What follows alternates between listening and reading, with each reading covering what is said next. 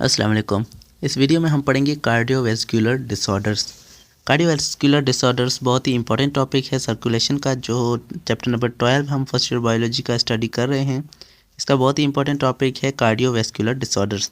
तो चलिए इसको स्टार्ट करते हैं। और आज हम जो है इसमें दो डिजीज़ को डिस्कस करेंगे। पहली जो है वो थ्रोम्बस है और दूसरी जो है वो इसके नीचे एथेरोस्क्लेरोसिस, इसको भी जो है हम आज इस वीडियो में डिस्कस करेंगे। तो चलिए स्टार्ट करते हैं। सबसे पहले कार्डियोवैस्कुलर का मतलब क्या है और डिसऑर्डर का मतलब क्या है। तो सबसे पहले डिसऑर्डर का मतलब क्या है। एक चीज़ होती है ऑर्डर, ऑर्डर और उसका अपोजिट है डिसऑर्डर। ऑर्डर मीन्स तरतीब में होना, कोई चीज़ हो सही तरीके से होना, और डिसऑर्डर मीन्स वो बिगड़ जाना, उसमें जो बिगाड़ आ जाना और वो सही से काम ना करे कोई चीज़, तो उसे डिसऑर्डर कहते हैं। कार्डियो का वर्ड जो हम दिल के लिए और वेस्कुलर का जो है वेजल्स के लिए हम यूज़ करते हैं।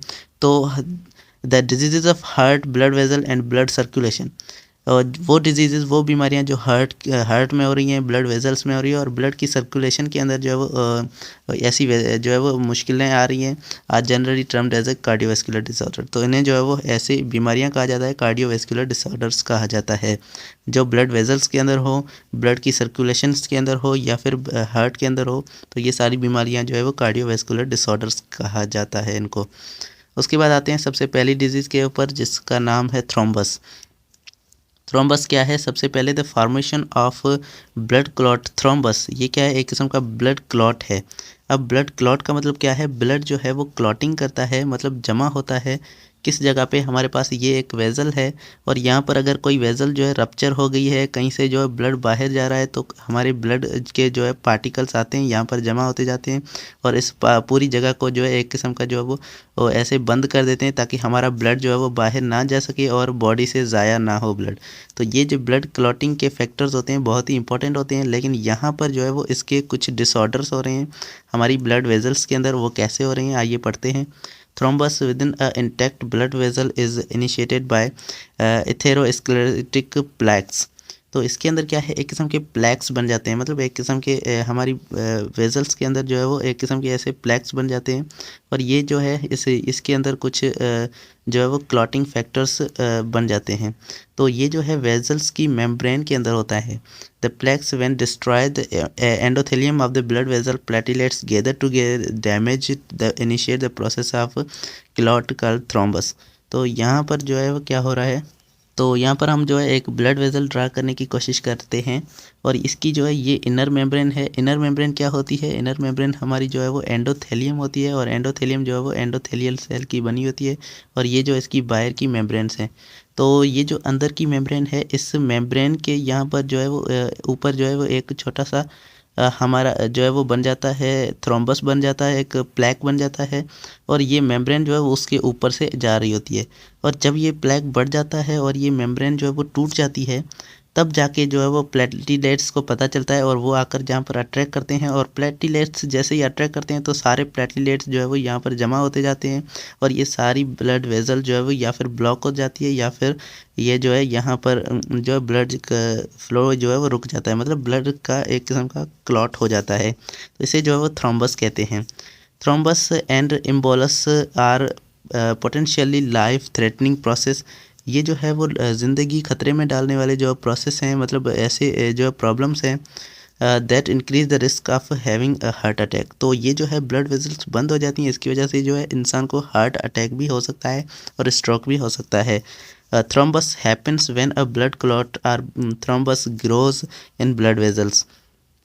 थ्रोम्बस जो है तब होता है जब हमारी ब्लड के अंदर ब्लड वेजल के अंदर ब्लड क्लॉट हो जाए, मतलब ब्लड जमा हो जाए, या कोई बड़ा सा थ्रोम्बस जो है वो कोई पार्टिकल जो है वो जमा हो जाए।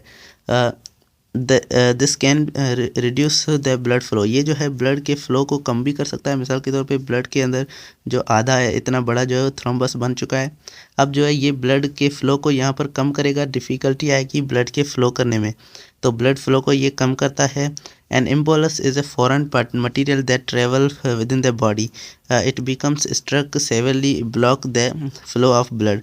अब यहाँ पर थ्रोम्बस का जिक्र हो चुका, लेकिन एम्बोलस क्या है, जब हमारी ब्लड वेजल्स के अंदर ब्लड के प्रेशर की वजह से कोई थ्रोम्बस ये हमारा यहाँ पर अटका हुआ है, ये जो है ब्लड के प्रेशर की वजह से अगर टूट जाए और टूट कर ऐसे बॉडी के अंदर फ्रीली मूव करे ब्लड के साथ, तो ये किसी दूसरी वेजल्स के अंदर जब जाएगा तो वहाँ पर जाकर ये स्टक हो जाएगा। तो ये बड़ी सी वेजल्स को जो है ये ब्लॉक कर देगा और ये जो है बहुत ही ख़तरनाक प्रोसेस होता है। तो ये जो है इसे एम्बोलस कहते हैं।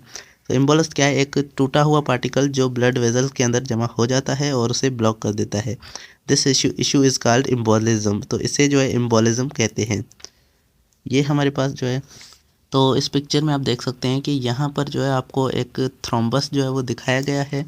तो ये थ्रोम्बोसिस ये एक प्रोसेस है जिसमें थ्रोम्बस जो है वो बनता है। ये जो है थ्रोम्बस हमारा यहाँ पर बन चुका है इस ब्लड वेजल के अंदर, और ब्लड का जो है इसने ब्लड को रोक दिया है और ब्लड कुछ जा रहा है कुछ नहीं जा रहा है। कुछ आरबीसीज जो है वो ये जहाँ पर जा रहे हैं और ब्लड फ्लो जो है यहाँ पर डिक्रीज़ हो चुका है। तो ये जो यहाँ पर इतना बड़ा सा जो है पार्टिकल बन चुका है, ये जो है ये थ्रोम्बस कहलाता है। और नीचे जो है यहाँ पर हमें एम्बोलिज्म की भी जो है यहाँ पर एक पिक्चर दिखाई गई है कि ये जो थ्रोम्बस है और यहाँ से ये थ्रोम्बस जो है ये टूट चुका है और ये अब एक फॉरेन पार्टिकल की तरह जो है वो बॉडी के अंदर मूव कर रहा है। और ये जो है अब नीचे जाकर किसी छोटी वेजल में जब जाएगा तो यहाँ पर ये स्ट्रक हो जाएगा और ब्लड के फ़्लो को जो है वो रोक देगा। तो ब्लड का फ़्लो रुक चुका है। तो ये जो है हमारी वेजल्स पूरी बंद हो चुकी हैं और इसकी वजह से जो है वो हार्ट अटैक भी आ सकता है। उसके बाद आते हैं नेक्स्ट डिजीज़ पे जिसका नाम है एथेरोस्क्लेरोसिस। एथेरोस्क्लेरोसिस क्या है? It is a disease of the atrial wall. ये अट्रिया की वाल की डिजीज़ है। मतलब हमारी जो अट्रिया वाली जो ब्लड वेजल्स होती हैं उसकी एक लेयर होती है जिसे हम इंटीमा कहते हैं। इंटीमा क्या होती है? लास्ट लेयर होती है जो एंडोथेलियम की बनी हुई होती है। और इस लेयर के अंदर जो है वो एक किस्म का जो है वो डिजीज़ होती है। वो क्या होती है? Which loses elasticity and gradually its inner layer thickens. इसकी जो अंदर की लेयर होती है वो मोटी हो जाती है और मोटी हो जाती है और इससे क्या होता है, ये जो है इलास्टिक भी कम होती है, मतलब सख्त हो जाती है। ये जो है अपनी इलास्टिसिटी को लूज़ कर देती है, सख्त हो जाती है और ये मोटी भी हो जाती है, इसकी जो इनर लेयर होती है वो। उसके बाद क्या होता है? Narrowing the artery. और अब जो है आर्टरी जो है वो नैरो हो जाती है, पतली हो जाती है and consequently impairing the blood flow. अब ये ब्लड फ्लो को रोक देती है। The narrowing is due to the formation of fatty legends called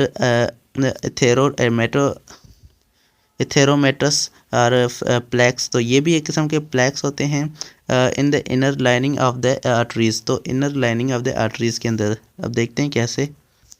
तो यहाँ पर मिसाल के तौर पे हमारे पास ये एक आर्टरी है और इस आर्टरी के अंदर भी यहाँ पर जो है एक किस्म का जो है फेट जमा हो चुका है। अब ये फेट है, ये यहाँ पर जमा हो चुका है और ये ऊपर से जो है इसकी लेयर आ चुकी है फेट की। अब ये क्या है? ये आर्टरी के वाल के साथ ही इसका पार्ट बन चुका है। अब ये जो है किस वजह से हुआ है? इसके अंदर जो है फैटी एसिड और दूसरे जो है लिपोप्रोटीन्स वगैरह इसके अंदर शामिल हैं और ये आर्टरी को जो है अब इसने पतला कर दिया है। अब ये जो है यहाँ से जो है ब्लड का फ़्लो जो है वो कम हो जाता है। अब ये आर्टरी जो है ये पतली हो चुकी है। तो इसे जो है हम एथेरोस्क्लेरोसिस कहते हैं। तो अब इसमें क्या होता है? ये फैटी लेजन्स की वजह से होता है, फैटी मटेरियल की वजह से होता है। These प्लैक्स consist of low density lipoprotein. इसके अंदर जो है वो लो डेंसिटी वाले लिपोप्रोटीन होते हैं। लिपोप्रोटीन मतलब लिपिड और प्रोटीन प्लस में जो है वो ये लिपोप्रोटीन बनाते हैं और इसके अंदर जो है वो ये कुछ लो डेंसिटी वाले होते हैं, कुछ हाई डेंसिटी वाले। तो यहाँ पर लो डेंसिटी वाले जो लिपोप्रोटीन्स हैं वो जो है यहाँ पर जमा हो जाते हैं। कुछ जो है मसल के सेल्स जो है वो डिकेइंग सेल्स, मतलब जो मरे हुए सेल्स हैं, टूटे हुए सेल्स हैं, वो यहाँ पर जमा हो जाते हैं। फाइब्रस टिश्यू जमा हो जाते हैं, क्लब्स एंड ब्लड प्लेटिलेट्स, और कुछ ब्लड प्लेटिलेट्स और कैल्शियम भी यहाँ पर जमा हो जाता है। तो ये सारे जो है मटेरियल कभी कभी जमा होकर इस आर्टरी को जो है वो नैरो कर देते हैं, पतला कर देते हैं और उसकी वजह से ब्लड के फ्लो में जो है वो मुश्किल होती है। Arteries become extremely hard. Arteries जो हैं वो सख्त हो जाती हैं इसकी वजह से, क्योंकि बहुत ज़्यादा मटेरियल जमा हो चुके हैं। And disease called atherosclerosis is simply hardening the arteries. तो ये जो असल में ये है क्या? हार्डनिंग ऑफ आर्टरीज, आर्टरीज का सख्त होना। तो आर्टरीज सख्त हो जाती हैं, इसमें भी जो है बहुत तकलीफ़ होती है। Factors causing the atherosclerosis. तो इस एथेरोस्क्लेरोसिस होता क्यों है? इसके मतलब क्या कारण से हैं? ये क्यों हो सकता है? The possible cause of atherosclerosis are smoking. इसमें सबसे पहले आता है स्मोकिंग। मतलब अगर कोई इंसान सिगरेट पीता है, स्मोकिंग करता है, तो उसे जो है एथेरोस्क्लेरोसिस हो सकता है। हाइपरटेंशन मतलब हाई ब्लड प्रेशर, अगर उसका ब्लड प्रेशर हाई रहता है हमेशा या कभी कभी हाई हो जाता है। तो भी हो सकता है। और मेल जेंडर अगर इंसान अगर मेल है तो मेल के अंदर ये ज़्यादा होने की कॉमन है। उसके बाद है ओबेसिटी, अगर इंसान मोटा है तो उसके अंदर फैट ज़्यादा होगा, उसकी वजह से भी जो है ये एथेरोस्क्लेरोसिस हो सकता है। फिजिकल एक्टिविटी अगर कम करता है तो भी हो सकता है। And high serum cholesterol level, अगर उसकी के कोलेस्ट्रॉल लेवल ज़्यादा है या वो ज़्यादा कोलेस्ट्रॉल खाता है तो भी उसे एथेरोस्क्लेरोसिस हो सकता है। Severe diabetes, family history of the arterial disease, अगर आर्टरिया की डिजीज़ की जो इनकी हिस्ट्री है अगर फैमिली में होता रहता है तो इन्हें हो सकता है। पॉसिबली एन एंशियस और एग्रेसिव पर्सनैलिटी, अगर कोई गुस्से वाला इंसान है तो भी जो है उसका ब्लड प्रेशर हाई रहता है और इसी वजह से जो है इसे एथेरोस्क्लेरोसिस हो सकता है। The risk of atherosclerosis increase with age, तो ये थोड़ा सा अगर पहले हुआ है तो ये अब एज के साथ ये इंक्रीज़ होता जाएगा इसका रिस्क, और ये जाकर जो है वो बड़ी एज में इसको जो है वो ज़्यादा इसकी बड़ी तकलीफ़ होती है। तो ये दो जो हमारे पास प्रॉब्लम्स थी ये हमारी ब्लड वेजल से रिलेटेड थी, और ये जो है आज हमने डिस्कस किया। उसके बाद जो है वो हमारी हार्ट प्रॉब्लम्स हैं, मतलब दिल की बीमारियां। दिल की बीमारियों में जो है हमारे पास बहुत सारी जो है वो हार्ट की प्रॉब्लम्स यहाँ पर हैं, तो इनको जो है वो अगली वीडियो में